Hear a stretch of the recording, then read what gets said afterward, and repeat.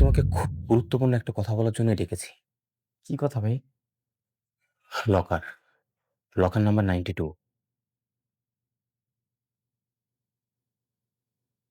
এই লকারটা আমার খুব দরকার। কোথায় আছে আমাকে বলো? লকার? হ্যাঁ, লকার। আমি জানি তো লকার কই আছে। আরে সাবাস! কোথায় আছে? কোন দেশে, কোন সিটিতে? ভাই এই দেশে আছে, ঢাকাতেই। বলো কি? আমাকে তুমি ওখানে নিয়ে যাবা? চলেন। এখনই?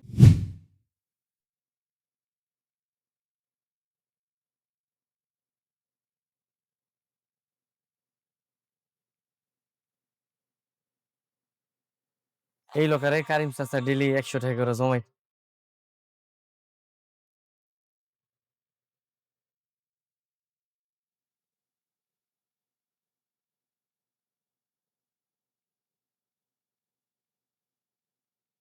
শালা পুরা দুনিয়ারে বোকা বানাইতে পারলেও তুই আমারে বোকা বানাইতে পারবি না।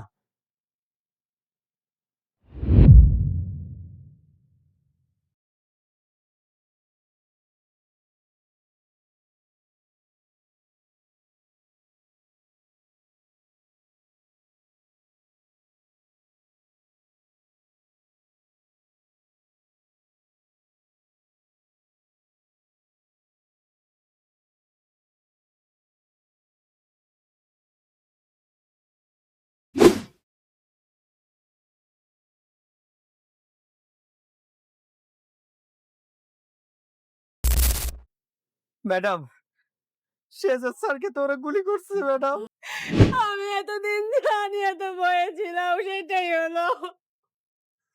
গোলামকে কে যেন গুলি করেছে, এখন হসপিটালে নিয়ে যাচ্ছে। হায় আল্লাহ, এটা কি কোন? বন্ধুরা, চোখের সামনে ভালোবাসার মানুষটার জন্য যখন কেউ নিজের জীবন বাজি রাখে তখন তার পরিণতি কি এতটা নির্মম হতে পারে? দুনিয়া টাকার গোলাম নাটকের ১৫তম পর্বে আমরা যা দেখলাম তা আক্ষরিক অর্থেই আমাদের সবার বুকের ভেতরটা কাঁপিয়ে দিয়েছে। লকার নাম্বার 92 এর রহস্য ভেদ করতে গিয়ে আমাদের সবার প্রিয় গোলাম কি সত্যিই মৃত্যুর কোলে ঢলে পড়ল? ঋতুর ওই পরম যত্নে সাজানো বাসর ঘর, নিজের রক্ত দিয়ে লেখা ভালোবাসার চিঠি, আর অন্যদিকে গোলামের রক্তাক্ত নিথর শরীর। কে করল এই জঘন্য বিশ্বাসঘাতকতা? গোলাম কি আর ফিরে আসবে, নাকি এখানেই শেষ হয়ে যাবে একটা অধ্যায়? সব রহস্যের জট খুলব আজকের এই ধামাকাদার এপিসোড রিভিউতে, তাই চোখ রাখুন স্ক্রিনে। হ্যালো এভরিওয়ান, আপনাদের সবাইকে স্বাগত জানাচ্ছি আজকের এই এক্সক্লুসিভ রিভিউ পর্বে। আশা করছি আপনারা সবাই অনেক অনেক ভালো আছেন। বর্তমান সময়ের অন্যতম জনপ্রিয় এবং টান টান উত্তেজনায় ভরপুর নাটক দুনিয়া টাকার গোলামের ১৫তম পর্বটি যারা দেখেছেন, আমি নিশ্চিত তাদের রাতের ঘুম হারাম হয়ে গেছে। কারণ এই পর্বে ডিরেক্টর সাহেব আমাদের ইমোশন নিয়ে রীতিমতো খেলেছেন। পর্বের শুরু থেকে শেষ পর্যন্ত এমন একটা সাসপেন্স কাজ করছিল যে মনে হচ্ছিল এই বুঝি কিছু একটা হয়ে যাবে। আর ঠিক সেটাই হলো। একদম শেষে এসে এমন একটা টুইস্ট আমরা দেখলাম যার জন্য আমরা কেউই মানসিকভাবে প্রস্তুত ছিলাম না। তো চলুন, আজকের রিভিউতে আমরা এই পর্বের নারী ভোগক্ষত্র সব বিশ্লেষণ করব এবং সেই সাথে কথা বলবো আগামী পর্বে আসলে কী ঘটতে যাচ্ছে তা নিয়ে। শুরুতেই আসি পরিবারের ভেতরের সেই বিষাক্ত রাজনীতির কথায়।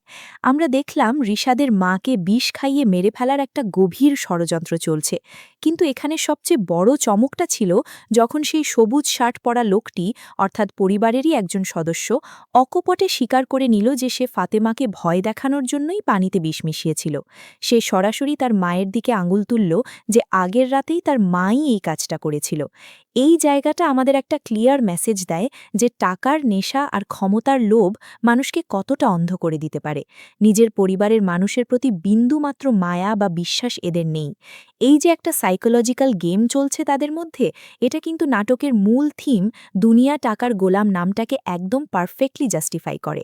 সবাই টাকার পেছনে ছুটছে, আর এই টাকার জন্যই তারা একে অপরের প্রাণ নিতেও দ্বিধাবোধ করছে না। এই সিনটা দেখে আমার মনে হয়েছে ফাতেমা হয়তো সামনের দিনগুলোতে আরও ভয়ঙ্কর কোনো পদক্ষেপ নিতে বাধ্য হবে, কারণ সে বুঝতে পারছে তার নিজের ঘরেই শত্রুরা ওত পেতে আছে। এরপর যদি আমরা একটু রোম্যান্টিক অ্যাঙ্গেলের দিকে তাকাই তাহলে গোলাম এবং ঋতুর ওই ডেটিংয়ের দৃশ্যগুলো আমাদের মনে একটা অদ্ভুত প্রশান্তি এনে দিয়েছিল।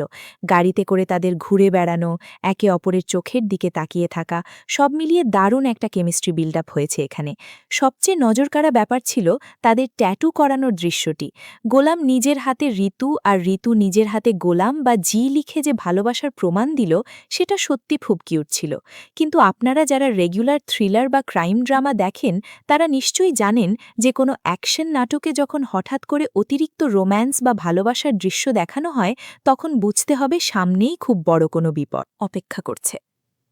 ডিরেক্টর আসলে এই রোম্যান্টিক দৃশ্যগুলো দিয়ে দর্শকদের ইমোশনাল অ্যাটাচমেন্টটা আরও বাড়িয়ে দিয়েছেন, যাতে শেষের ধাক্কাটা আমাদের গায়ে খুব জোরে লাগে। ঋতু যখন বলছিল যে ছোটবেলা থেকে সে শুধু বাবার ভালোবাসা পেয়েছে এবং এখন গোলামকে পেয়ে তার মনে হচ্ছে সে সত্যিকারের ভালোবাসা পেয়েছে, এই ডায়লগটা কিন্তু অনেক গভীর।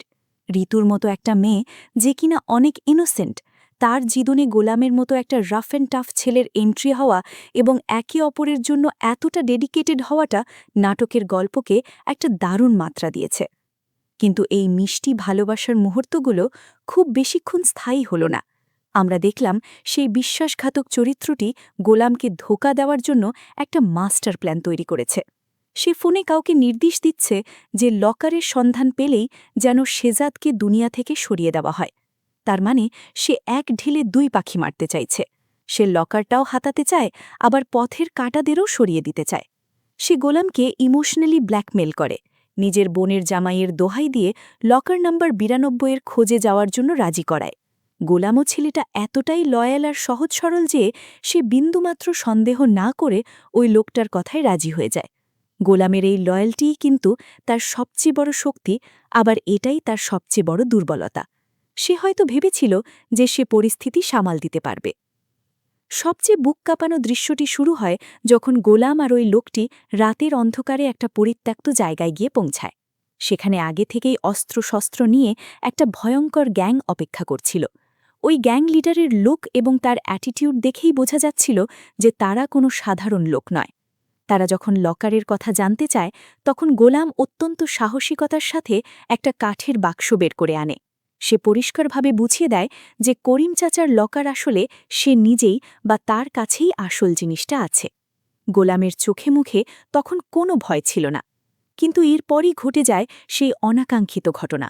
কেউ কিছু বুঝে ওঠার আগেই হঠাৎ করে একটা গুলির শব্দ, এবং সোজা গোলামের মাথায় গুলি লাগে। আমাদের সকলের প্রিয় গোলাম রক্তাক্ত অবস্থায় মাটিতে লুটিয়ে পড়ে। এই দৃশ্যটা দেখে আমি নিশ্চিত আপনাদের অনেকেরই চোখ ভেজে এসেছে, কারণ আমরা কেউই চাইনি গোলামের মতো এমন একটা চরিত্র এভাবে এত তাড়াতাড়ি শেষ হয়ে যাক।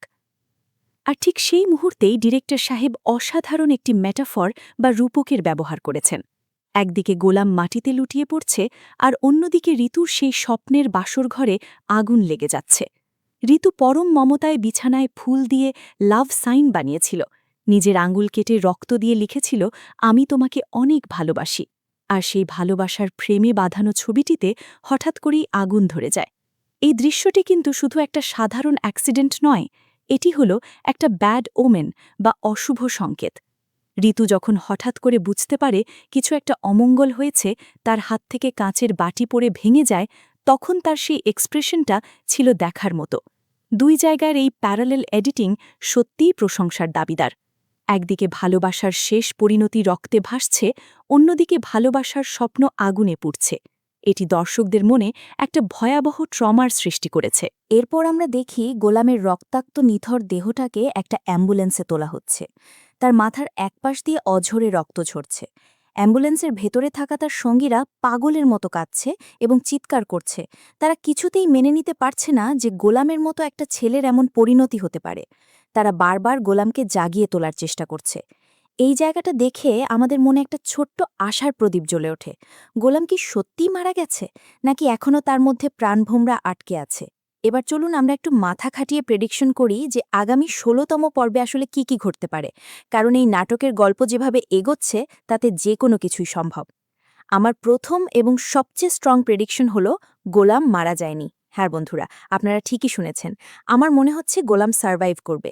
যদি আপনারা খুব নিখুঁতভাবে খেয়াল করেন, তাহলে দেখবেন গুলিটা হয়তো তার মাথার পাশ দিয়ে ছুঁয়ে গেছে বা এমন কোনো জায়গায় লেগেছে যেটা ইমিডিয়েটলি ফ্যাটাল নয়। অ্যাম্বুলেন্সের দৃশ্যে গোলামের এক্সপ্রেশন দেখে মনে হচ্ছিল সে এখনো পুরোপুরি সেন্স হারায়নি, হয়তো সে একটা ঘোরের মধ্যে আছে। যদি সে বেঁচে ফেরে, তাহলে আমরা গোলামের একটা সম্পূর্ণ নতুন এবং ভয়ঙ্কর রূপ দেখতে পাব।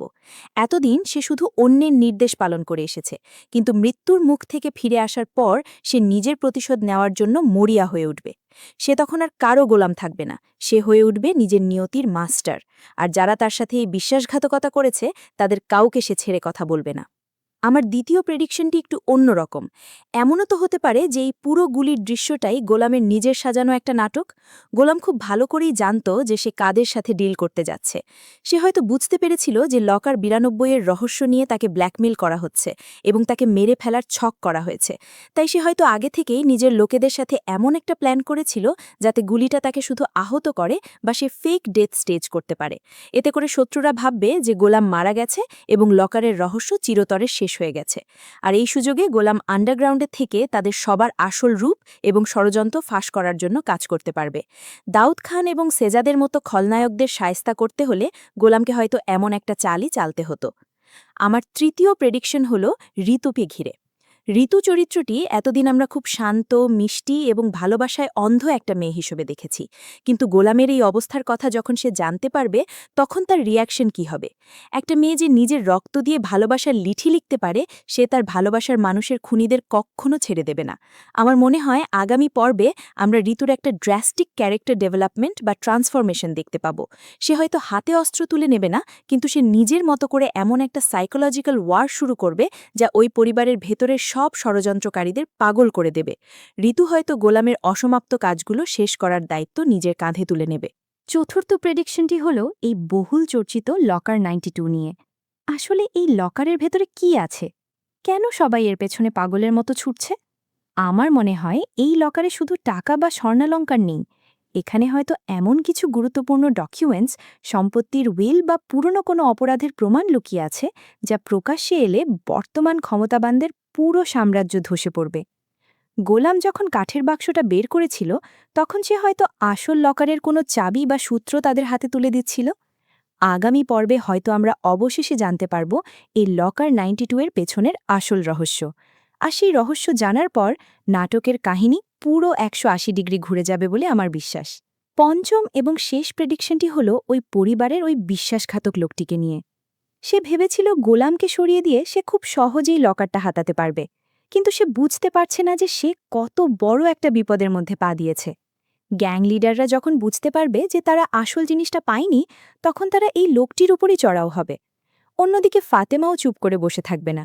ঘরের ভেতরের এই শত্রুকে সে ঠিকই চিনে ফেলবে এবং তার বিরুদ্ধে কঠোর ব্যবস্থা নেবে। আগামী পর্বে এই লোকটির অস্তিত্ব সংকটে পড়ে যাবে এবং সে হয়তো দুই দিক থেকেই ফেসে যাবে। সব মিলিয়ে দুনিয়া টাকার গোলাম নাটকের 15তম পর্বটি ছিল একটা মাস্টারপিস। ইমোশন, থ্রিল, অ্যাকশন আর সাসপেন্সের একটা পারফেক্ট কম্বিনেশন ছিল এই পর্বে। ডিরেকশন থেকে শুরু করে বিজিএম আর বিশেষ করে অভিনেতাদের অভিনয় ছিল একদম টপ নচ। এখন শুধু অপেক্ষা 16তম পর্বের। গোলাম কি ফিরে আসবে? ঋতুর ভাগ্যে কি আছে? লকার 92-এর আসল রহস্য কবে খুলবে? এই সব প্রশ্নের উত্তর পেতে হলে আমাদের পরের পর্বের জন্য অপেক্ষা করতেই হবে। বন্ধুরা, আমার এই প্রেডিকশনগুলোর সাথে আপনারা কতটা একমত তা অবশ্যই কমেন্ট করে জানাবেন। আপনাদের কি মনে হয়, গোলাম কি বেঁচে আছে, নাকি আমাদের সবার প্রিয় চরিত্রটি সত্যিই আমাদের ছেড়ে চলে গেল? আপনাদের মূল্যবান মতামত পড়তে আমি সব সময় মুখিয়ে থাকি। ভিডিওটি যদি ভালো লেগে থাকে তবে অবশ্যই একটি লাইক দেবেন, কারণ আপনাদের একটা লাইক আমাকে আরও নতুন নতুন এবং আকর্ষণীয় রিভিউয়ের ভিডিও বানাতে অনেক বেশি অনুপ্রাণিত করে।